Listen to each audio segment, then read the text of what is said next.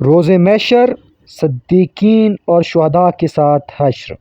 ایک شخص نبی اکرم صلی اللہ علیہ وآلہ وسلم کی خدمت میں حاضر ہوا اور عرض کیا، یا رسول اللہ، آپ مجھے یہ بتائیے کہ اگر میں اس بات کی گواہی دوں کہ اللہ کے علاوہ کوئی معبود نہیں اور آپ صلی اللہ علیہ وآلہ وسلم اللہ کے رسول ہیں، اور پانچوں نمازیں ادا کرتا رہوں اور زکوٰۃ دیتا رہوں اور ماہ رمضان کے روزے رکھتا رہوں اور اس کی راتوں میں قیام بھی کرتا رہوں، تو میرا شمار کن لوگوں میں ہوگا؟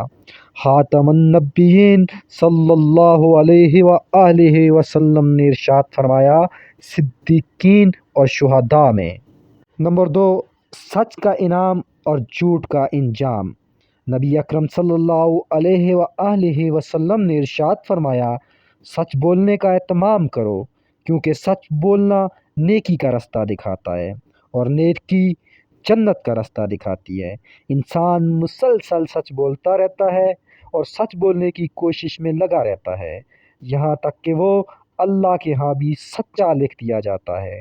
اور تم لوگ جھوٹ بولنے سے بچو، کیونکہ جھوٹ برائی کا رستہ دکھاتا ہے اور برائی دوزخ کا رستہ دکھاتی ہے۔